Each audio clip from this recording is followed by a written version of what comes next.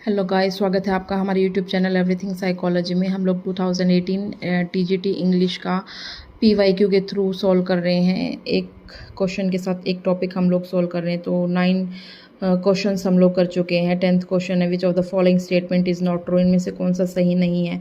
तो classical conditioning deal करता है विद वॉलंटरी बिहेवियर, नहीं ये तो इनवॉलंटरी बिहेवियर के थ्रू डील करता है। वॉलंटरी बिहेवियर तो वो होता है जिसमें खुद हम लोग कुछ काम करें, और इनवॉलंटरी बिहेवियर वो होता है जो ऑटोमेटिक होए।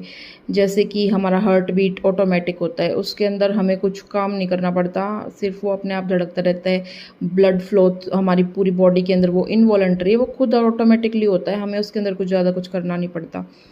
तो फिर नेक्स्ट जो है operant conditioning deals with voluntary behaviour. हाँ, ऑपरेंट कंडीशनिंग वॉलंटरी बिहेवियर से डील करता है, क्योंकि जो रैट जो है वो खुद पूरे उसमें मेज़ नहीं, पूरे जो बॉक्स है उसके अंदर घूम घूम के पता लगाता है कि कंडीशनल स्टिमुलस कौन सा है, क्या करना है क्या नहीं करना। वो लीवर को प्रेस करता है, उसके बाद प्रेस करने पर उसे खाना मिलता है।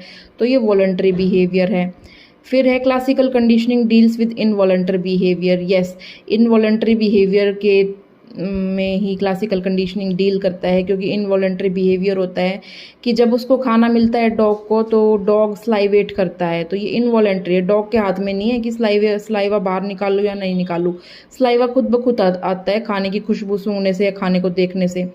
फिर है in operant conditioning consequences are important in framing and association. हाँ, तो ऑपरेंट कंडीशनिंग के अंदर जो कॉन्सिक्वेंसेज है या फिर रीइंफोर्समेंट है वो काफ़ी इंपॉर्टेंट है एसोसिएशन फॉर्म करने के लिए। अगर उसको रीइंफोर्समेंट नहीं मिलेगी तो वो कुछ काम करेगा नहीं रैट। अगर वो लीवर प्रेस करेगा तो उसको फूड मिलेगा, अगर फूड नहीं मिल रहा बाद में तो लीवर प्रेस करने पे उसका कुछ फ़ायदा तो होगा नहीं, तो वो कुछ करेगा नहीं। वो बार बार में जितनी जल्दी लीवर प्रेस करेगा उतनी जल्दी उसको एकदम से खाना दे दिया जाएगा। तो ये जो है काफ़ी इंपॉर्टेंट है कॉन्सिक्वेंसेस। तो एक बारी हम लोग जो है इसको देख लेते हैं थोड़ा सा।